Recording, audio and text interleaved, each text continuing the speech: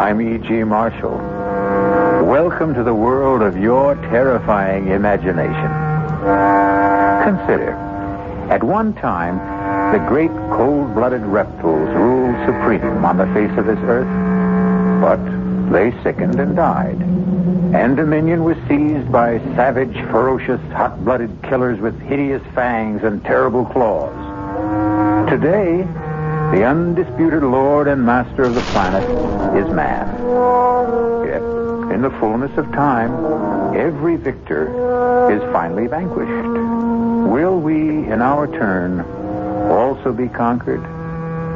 Who waits to make of us what we have made of the animals? Jean? Yes, Monsieur de Maupassant. Do you want to save the world? I? Save the world, did you say? Yes. Save the world. Save the people. Save every human being on the face of the earth. Well, sir, if I could be sure. Look out. Look out toward the harbor. There. At the pier. Do you see that ship? The white three-masted schooner? Yes, sir. You and I, we have to blow it up. But it is such a beautiful ship. Beautiful and deadly. Deadly enough all by itself to enslave the entire human race.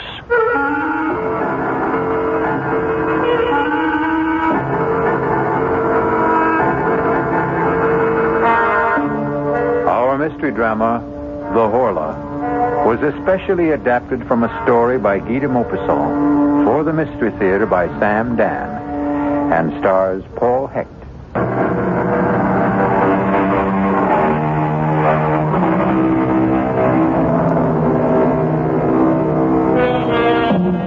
His name was Guy de Maupassant.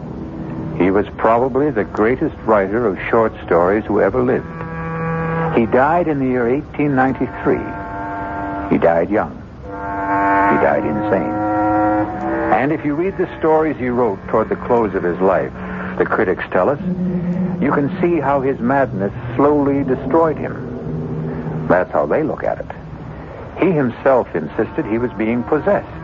His mind and all of his vital forces were being drained from him by a mysterious, supernatural, and superior being. He called it the Horla. And the Horla is one of the last stories he ever wrote. Is the Horla merely the raving of a man going mad, or is it an inspired prophecy of a fate that awaits us all? You decide. Dr. Cartier. Yes? Yes, what is it? I have been pressing the bell signal, Doctor. It means you must pick up the telephone. Oh, that confounded diabolical contraption. Oh, please, Dr. Cartier. It's Monsieur de Maupassant. De Maupassant?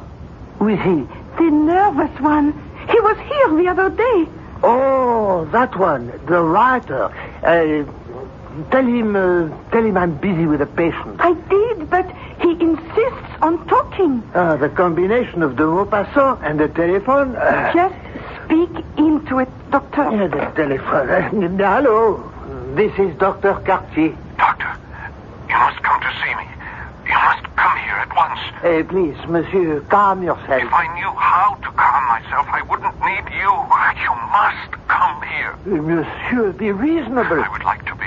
I'd give everything I own if I could be reasonable, if I could only be reasonable, but it won't let me leave. What won't let you leave? It. The Horla. The what? Monsieur de Maupassant. Monsieur, speak up. What happened?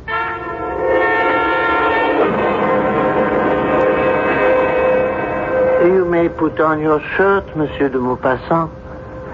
Ah, lovely place you have here. Breathtaking view of the harbor. What's wrong with me, Doctor? Oh, nothing. Then why do I... You see, that's a handsome ship out there, huh? That sparkling white three-masted schooner. Something must be wrong. Where's she from, I wonder? Oh, Brazil, I think.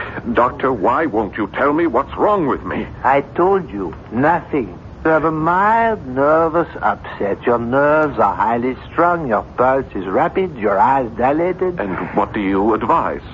A course of shower baths. Cool shower baths. 2 in the morning, 2 in the afternoon, 2 in the evening. And send down to the chemist for some bromide of potassium. You haven't listened. I listened. I heard every word. Now, you go to sleep. Yes. You slumber deeply for 2-3 hours, correct? Yes, yes. Then a nightmare lays hold of you, true? Yes, exactly. You feel someone is in the room with you, in the dark room. Someone is in the room. Am I stating the fact? Exactly. This someone or something is staring at you? Yes.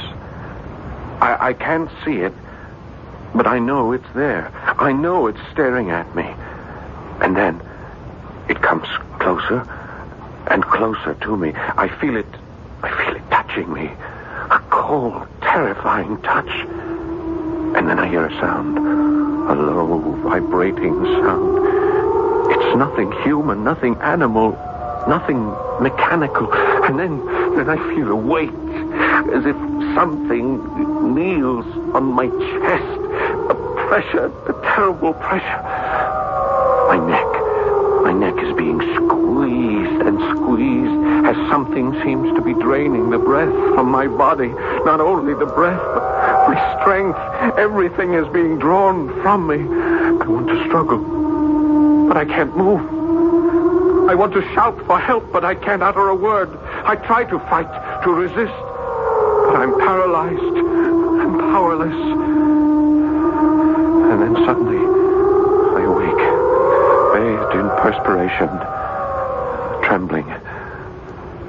And then, exhausted, I fall asleep and slumber restlessly till morning. Yes, I heard. Well, what have you to say about this mysterious creature? He exists in your imagination. Are you sure? Try the treatment, then call me in a few days. No, doctor. No, you must give me an answer for the Horla. The Horla? This creature, this being, this whatever it is. Monsieur de Maupassant, I understand you're a writer. Is that so? Yes. Now then, do I tell you how to write stories? Do I? No. Then don't tell me how to practice medicine.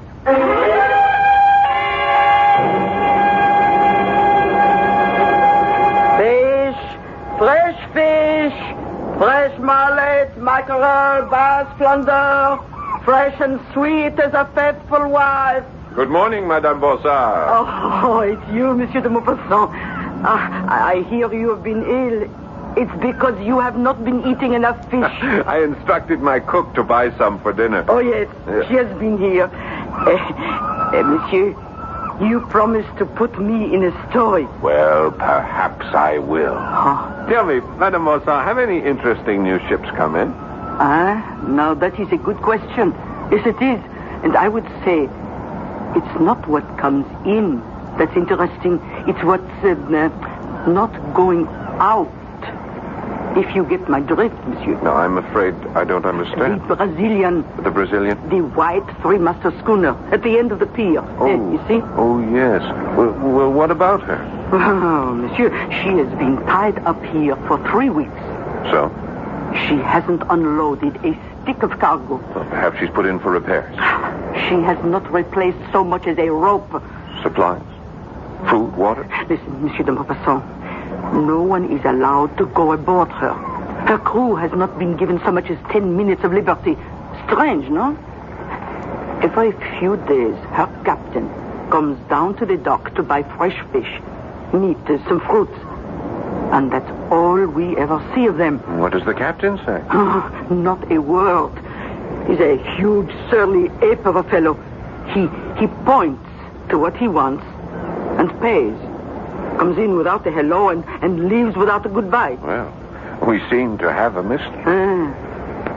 What is the name of the ship? The Horla. The what? The Horla. The Horla? But that's... What is it, monsieur? The Horla. I thought... Yes? I thought I had just made it up. Monsieur, what are you saying? Are you sure? Are you positive that that's the name? The Horla? Well, walk down the pier. You'll see it. It's printed on the bow. Yes, I think I will. Good day, Madame Bossard. Good day, monsieur.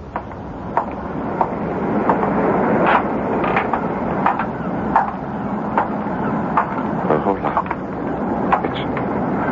It's incredible. Ahoy! Ahoy there! Aboard the Horla! Ahoy there! Anyone there? What do you want? You have a beautiful ship there, sailor. Listen, mister. Move on. Well, all the other ships allow visitors. Captain's orders. Well, why... None of your business. Couldn't I ask you something, sailor? No. Your name, the Horla, what does it mean? It doesn't mean anything. I mean, how did you come to choose Go on, it? move. You got no business here. This is a public pier. I have as much right to be here as you do. Perhaps more. Now, listen, mister. Please, for your own good, get out of here. Leave as fast as you can. Go away. Go away as far as you can before... Before what? Before the... Aha! No! Please! I didn't say anything to him. Well, who are you talking to? No, please. Don't do that to me. Sailor, what is it? What is it? Sailor!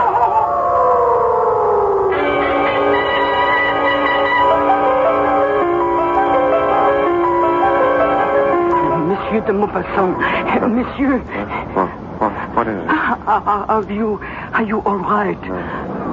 No, I'm not all right. Oh, I thought as much. I saw you from my shop. You've just been standing here. Standing still without moving a muscle for...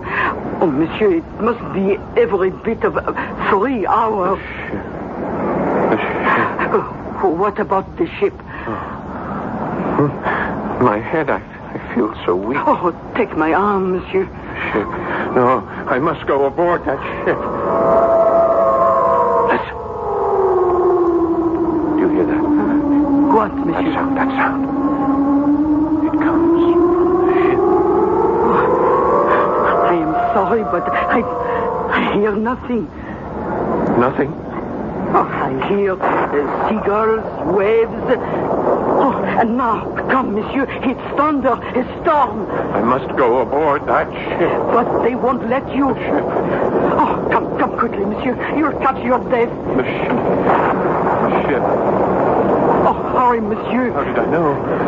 Answer me that. How did I know? How did you know what? The name of the ship. How did I know that name? The Horla.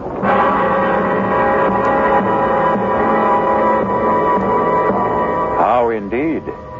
And as long as we're asking questions, here's a couple to keep the cauldron boiling.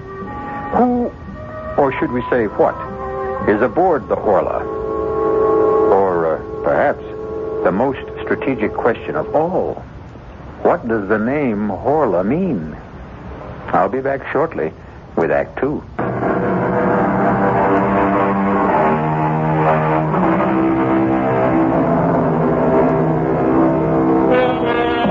Guy de Maupassant is writing a story about a mysterious force which he calls the Horla, a force that drains the life and strength from his hero. Now he discovers that a mysterious ship that lies in the harbor is also called the Horla. Hello? I must see Dr. Cartier. Oh, it's you again, Monsieur de Maupassant. I told you I would have him call the moment you return. Mademoiselle, I must see him at once. But he is... That. Monsieur. Oh, excuse me. I'm in my room, my bedroom, and at any moment I'll fall asleep. I'm so tired. Well, sleep, monsieur, by all means. Sleep would be the best thing for you. No, not this kind of sleep. The Horla will come to me again tonight. I know it. But all I can do is tell the doctor. Tell him I need him urgently. Yes, Monsieur de Maupassant. Yes. Who's there? Who is that? Who's there? Oh. Monsieur de Maupassant? Oh, it's you, Jean-Baptiste. And who else might it be? Please come in. My lady's finished in the kitchen, and I'm finished, too, with the paint job. Just in time, just before dark. Oh, you didn't have to hurry. Well, get it over with. That's my motto. You thought your house was white before? You should see it now. Please, Jean, sit down. Yes, monsieur. Jean, I have a job for you. Doing what? Doing just what you're doing now. But I'm not doing anything. Oh, yes. Yes, you are. You're sitting there. That's the job? That's the job. And I'm just supposed to sit here? Well, you could talk to me. About what? About anything that comes into your head. You may also have to serve as my bodyguard. Bodyguard? Someone may try to break in while I'm asleep. I'm your man. I served H in the Chasseurs d'Afrique. The tourist outfit in the army. Oh, is that so? Well, tell me about it. Well, we were the only ones who could hold the ground at Sedan. And, are you really interested? Oh, yes, please. Tell me everything. Tell me the story of your life.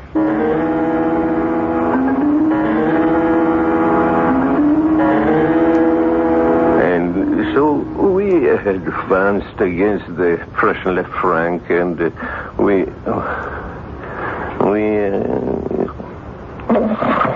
Jean, go on, Jean. Don't stop. Talk to me. If you fall asleep, I'll fall asleep.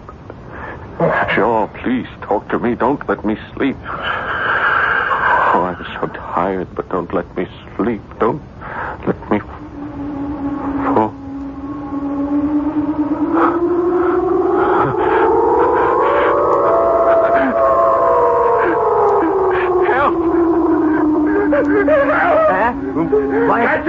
Catch it! Monsieur de... Hold it! What is it? Kill it! Wake up! Get it up, please! Kill it! What? Horla! Wake up, monsieur! Please, wake up! I am awake. Can't you see? I'm awake. Rest, monsieur. Relax. Where is it? Where did it go? There is nothing here. Somebody was in this... There was no one in here except you and me. It was here. It was. Impossible, monsieur. It's impossible. You didn't hear it? That terrible sound? Monsieur de Maupassant, I heard nothing. I saw nothing. There was nothing. Oh, no. No, you're wrong. It was here. The window? As you can see, still locked from the inside.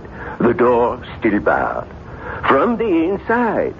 Nothing human could have gotten in or out. Who says it's human?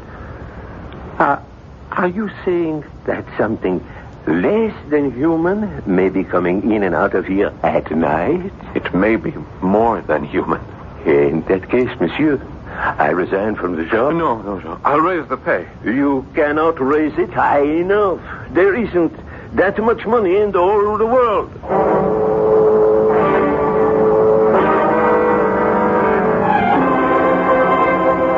Dr. Cartier, I thought you'd never get here. Nothing works. Shower baths, the bromides. You insist you still have this visitor? I know I do. He was here last night. He overpowers you? Yes. He makes this awful sound? Yes. He drains all your strength? Yes, exactly as I told you. Your handyman, Jean-Baptiste, stopped my carriage as I drove up. He spent the night in this room with you, I understand. Yes, that's right. While this Horla. This Horla attacked you. He heard nothing. He saw nothing. Well? Well, what? Come, monsieur. Admit this is all a nightmare. But it was so real. It's always so real. There was a witness. Is Jean-Baptiste reliable? Is he sane? I would say so, yes. Would he have any reason to lie? To embarrass you? No. Then, why do you insist on maintaining this ridiculous fiction of a Horla? Doctor, that name, Horla, I thought I had made it up. That it was a creation of my own imagination. But it happens to be the name of that ship. What ship? You know, the one you asked me about last week, the white three-masted Brazilian schooner. I mean, where would I get that name? Why would that name pop into my head? That Brazilian ship is called the Horla? Prove it to yourself.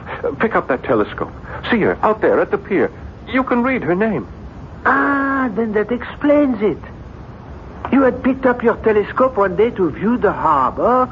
Without being aware of it, you might have read the name on her bow. I have never seen that name before in my life. Someone, somehow, placed it into my imagination. Monsieur de Maupassant, sit down. Huh? At once. Now, I have coddled you long enough. You are one of the great writers of France, but you have reduced yourself to a terrified, trembling wretch. This will not do. I admit that I am terrified. That's what I've been trying to tell you. Yes, you terrified. You have been terrified by the critics. Oh, that's a lie. I don't care for the opinions You of are those... human. You care. I read what they write. You've lost your touch. Your best work is behind you. I am as good as I ever was. Better. Sometimes genius becomes too heavy a burden to bear. And so you construct this fable in order to have an excuse not to work anymore, not to be judged anymore. That's not true. But the fact is, you're not writing. I am writing. What are you writing? I'm writing a story. A story called The Horla. That's not a story. It's an account of your nightmare. Oh, I just don't know what else to do. I do. Sit down at that writing desk. Pick up your pen. Create another Bellamy. Another Pierre and Jean. Another ball of fat. Doctor, it's not that simple. Make it simple. Remember, you're more than a great writer. You're a great French writer. Oh, that's a lie. I don't care.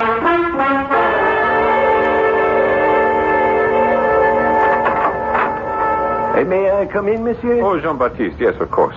I see your honor is working. That's good. That's good. Yes, I feel wonderful this afternoon. The old lady wants to know if you'd like to come down for tea. Oh, no, I'm in the middle of things here. I'll work through till supper. Well, I didn't mean to interrupt. I just brought you the paper from Paris. Thank you. Well, I'll see you later. I've got to put in the chrysanthemums. The old lady... Jean, listen. What is it, monsieur? You tell me. I can't tell you nothing. You don't hear anything? What? What am I supposed to hear? Just listen, Jean, listen. You're having that problem. The one you had last night.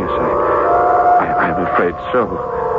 Well, you'd better see the doctor. I've just seen the doctor. Jean, please, would you mind sitting here with me? I don't mind as long as it's the daytime. I just can't work anymore.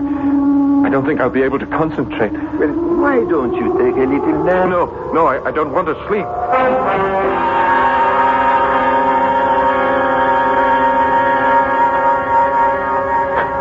Jean! Huh? Oh, I must have dozed off. Jean, quickly, take this telescope. Go to the window. What for? Down at the pier. At the end of the pier, the three-masted schooner. Do you see her? Yes, I see. Well, don't you see anyone standing on her deck? No. It's empty. All right, now keep looking. Why? Cover the gangplank. Have you got it in focus? Yes, monsieur. Now, if you see anyone at all, leaving that ship, follow him through the telescope and see where he goes, and let me know. Do you understand? I think so, but why? I don't think you would really want me to tell you. Now, just watch. And watch carefully. Wait, monsieur. Where are you going? I'm going to see Dr. Cartier. But how will I be able to tell you if anybody... Well, just call me on the telephone. The telephone? There's nothing to it. You just pick up the receiver, turn the handle, and ask the operator for Dr. Cartier.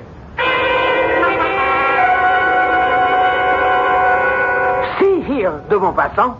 You simply can't barge into my surgery. I can if it's an emergency. I thought we had settled your problem this morning. Look, there is an article in the Paris newspaper, and I want to read it to you. I refuse to listen to anything that's in a Parisian paper. They're all filthy Oh, rags. come on, just listen to this article. I listen to nothing from Paris. It's a sewer of anarchy and atheism. This won't take a minute. Perhaps if you spent less time reading Parisian papers... Doctor, this time you sit down and listen. Now, the date is August the 19th. A curious piece of news comes to us from Rio de Janeiro. That's in Brazil. Yeah, I know that's in Brazil. Madness, an epidemic of madness, like that contagious madness which attacked Europe in the Middle Ages, is now raging in the province of São Paulo. The terrified inhabitants are leaving their houses. They say they're being pursued and possessed. Now, these are not my words, Doctor. I quote from this article. Typical Parisian exaggeration. They only copied the story that arrived on the wire from Brazil. The people are quoted as saying that they are pursued and possessed, dominated as if they were human cattle by invisible, though tangible beings, like so many vampires which feed on their life while they're asleep. Now, what do you say, Doctor? South Americans are basically Spaniards. They're highly romantic, unstable people. To continue, if I may, Professor Don Pedro Enriquez and several other medical experts have gone into the province to study this madness. Brazil. Doctor, Brazil. The ship that you noticed in the harbor, she comes from Brazil. What of it? I say she brings this madness here with her. She has been tied up here the better part of a month. No one leaves her, no one visits her. She makes no repairs, she takes on no cargo. Now stop fighting me. Think with me. Why is she here? What do you expect me to say? She is here to spread that madness, to capture our souls. Very well. I'll stop fighting you. Good. I'll start to think with you. Assume she is here on the errand you mentioned. Yes. Then why is there no panic in the town, as there was in Brazil? Well, perhaps the conditions aren't the same here. So far, again, for the sake of argument, only you have been attacked. Why? Why you? Perhaps this Horla, perhaps it's selective. Perhaps only I have what it wants. Yes, that could be possible. Or, of course, it could be completely irrational. When I saw that ship sailing up the Seine, I thought she looked so pretty, so white. And this being, this Horla, it also saw me. And it saw my house, which was also a brilliant, sparkling, dazzling white, just like the color of its own ship.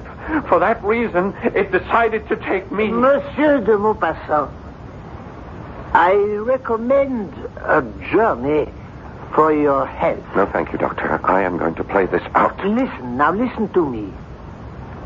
Does it matter if you're attacked by an outside force or by a weakness in your own body?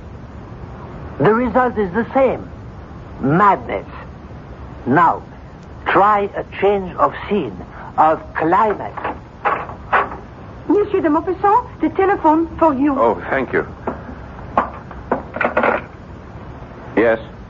Monsieur, this is Jean-Baptiste. Hello? Yes, Jean. Is this really Monsieur de Maupassant? Yes, of course it is. What is it? It's the first time I ever spoke on the telephone, sir. Your voice sounds different somehow. Never mind that. What do you have to report?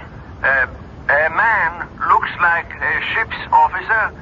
He just walked down the gangplank, you know, from the Brazilian. Where did he go? Into Madame Bonsard. Well, meet me there. I may need your help. Yes, sir. And bring a weapon.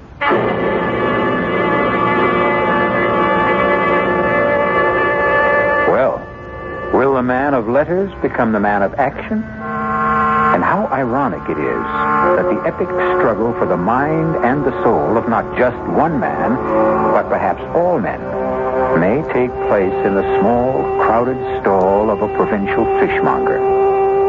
I shall return shortly with Act 3. A beautiful white sailing ship is docked in the harbor near the mouth of the Seine River.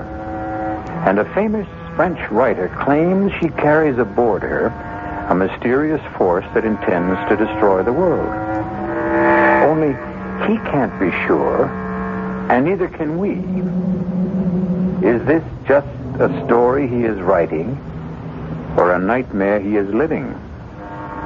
But fancied or real, a confrontation with the ship's captain awaits us. Jean, here I am. Yes, monsieur. Are you armed? Yes, I have my old service revolver loaded and ready. I'll keep it out of sight. Your man is inside the store buying fish from the Bonsard. All right, come along. Follow me. Yes, monsieur. And you'll have some money. Very good. Oh, good afternoon, Monsieur de Maupassant. I'll be with you as soon as I'm through with this customer. You know this, Jean? Yes. It's the mackerel. Look, he doesn't speak. Well, Yeah, he points to the fish he wants and holds up his fingers for how many he'll take. He's a looking customer. No, sir. Very well. That will be 27 francs, monsieur. René will bring it out to your ship. Bon appetit. One moment. Captain, I'd like a word with you. Stand aside. My name is Guy de Maupassant. Stand aside. I would like to talk to you about your ship. I said stand aside. Not until we learn what's happening here. Stand aside. Oh, help me with this fellow. Help me.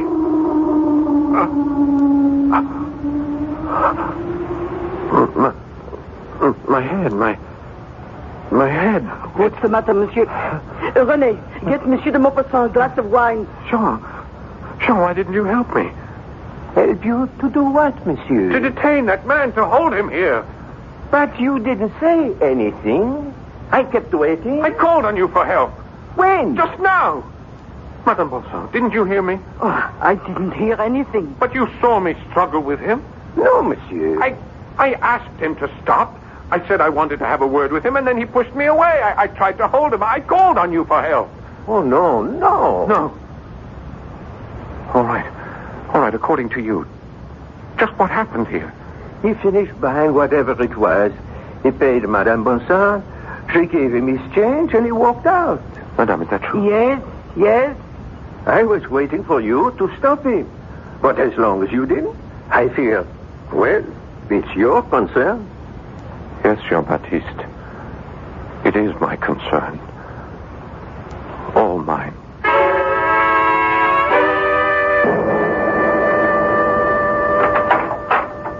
Good evening, de Maupassant. I didn't send for you, Doctor. No, you didn't.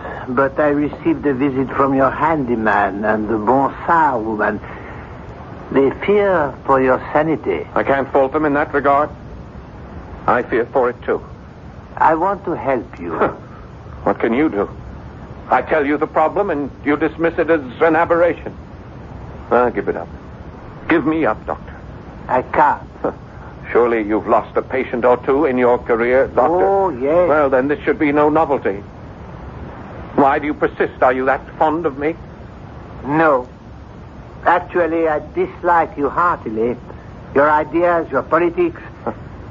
But I am first a Frenchman and a patriot. Your writing brings honor to our country. You are one of our national resources. I must save you. How far would you be willing to go? I still don't know the problem. I told you the problem. I read you the dispatch from the Paris newspaper. Very well. This thing, this Horla, why does it attack? Why? Perhaps the reign of man on this earth is over. Oh, what kind of nonsense is that? We'll get nowhere if you keep saying nonsense to me every time I open my mouth. Man did not always rule this planet. He didn't? No. We are but one of a series of rulers, according to evolution. Oh, evolution. What do you say, oh? Do you quarrel with Darwin? Why, is it too much to suppose that we, in our turn, are being supplanted? By whom? It doesn't have to be a whom. It could also be a what. What kind of a what? A Horla? And we are back where we started. Yes. A Horla. I would accept a vampire, a physical, tangible, visible creature, but your Horla cannot be seen. That's true. Then how can he do damage? He can seize control of the brain. Never. The brain is inside the skull. It is safe. It cannot be tampered with. The Horla has always tampered with it. Primitive man feared him, this unknown, unseen horror. The priests, magicians through the centuries have tried in vain to exorcise him. Yet he has stolen into our minds, captured our thoughts. Mesmer, he understood this power. He could even demonstrate it. And Mesmer was a Frenchman. I regret to say he was also a charlatan. The mind. That part of it we don't know. That dynamic, unconscious portion. The part discovered by Freud. Who? Freud. Sigmund Freud of Vienna. Oh, an Austrian. A brilliant psychologist. Freud, Mesmer, others, they show us glimpses of this awful mental power. Some call it magnetism, suggestion, hypnotism. But only the Horla fully understands it, and he will use it to conquer. But why? Why did we conquer? Because our time had come. And I hear him. He keeps telling me he has come. My boy, let us put you into a hospital for your own good. He'll follow me there. What do you suggest? Eventually, he will make of us what we have made of the horse, the ox. His beast of burden and his food, just by the strength of his will. You need a complete rest, a change of scene. But you know, sometimes an animal turns on its master. Sometimes the slave rebels and kills the oppressor. And I know just the place. Just get away from the sea. Breathe some good, crisp mountain air. And so I'll kill this Horla. I'll have your servants pack some clothes. And if I kill him, perhaps all of us will be safe. For a while.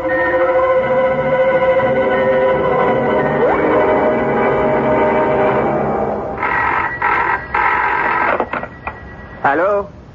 Hello? Jean-Baptiste here. Hello, this is Dr. Cartier. I called to make sure Monsieur de Maupassant is all right. Oh, he's all right, feeling fine. Ah, is he back for the journey? Yes, we're all set here. You say he's feeling fine. Is he sleeping soundly? No, he's not sleeping at all. He felt so good he went out for a walk. You let him go out? Well, he said he felt so good. Where did he go? I guess he went to the harbor. We have to bring him home. Bring him home at once. Where do you think you're going? I'm coming aboard. What for? I'm delivering a special order of fish to the captain. All right. Go all the way aft.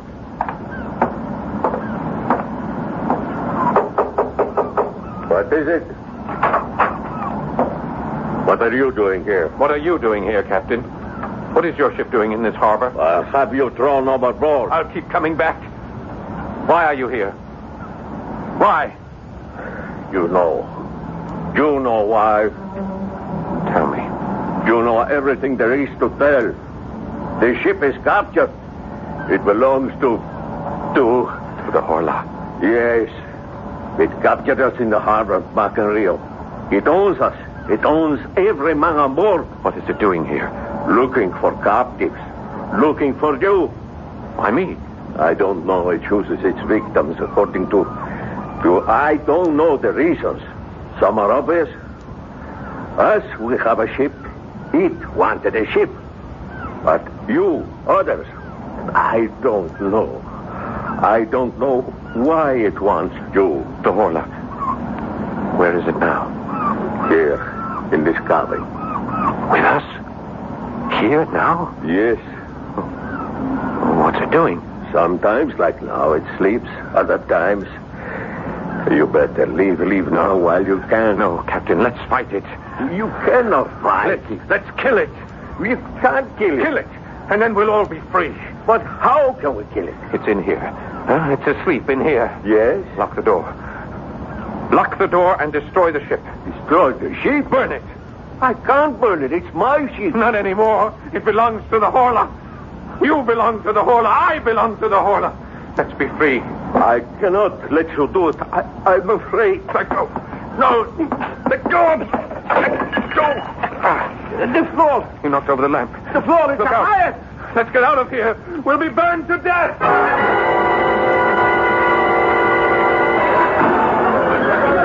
Doctor, look.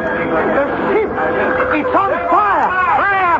Fire. Fire. The Maupassant is aboard her. Come on. Guy. Guy.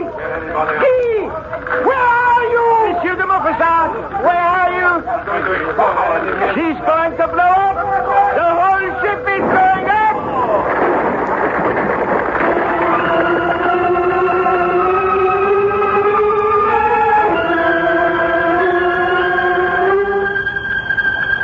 Comfortable, monsieur? Yes. This is such a pleasant, restful ride. We will be at the sanitarium in time for dinner. You won't regret it.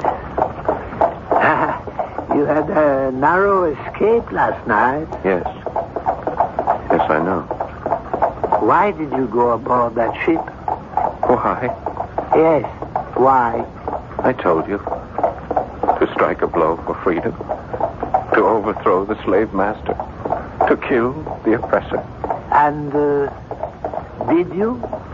Did I what? Did you kill the Horla? Did you prevail?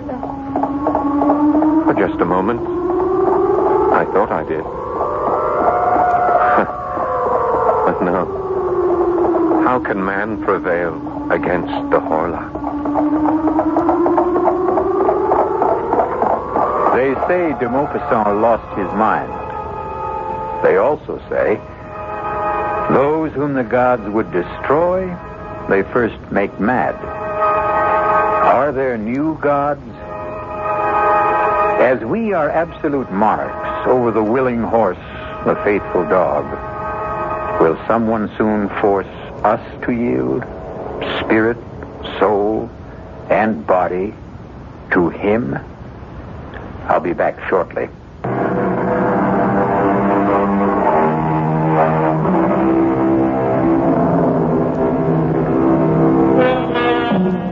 We look down from the top of the evolutionary tree, and we consider ourselves the highest, the noblest, and the best. But there can be someone ready to take over. Someone more perfect. Maybe the only way we can survive is to beat this thing at its own game. Improve ourselves, shape up, and also show up regularly for the next adventure in the macabre. Our cast included Paul Hecht, Bryna Rayburn, Robert Dryden, and Dan Ocko. The entire production was under the direction of Hyman Brown. This is E.G. Marshall inviting you to return to our Mystery Theater for another adventure in the macabre. Until next time, pleasant dreams.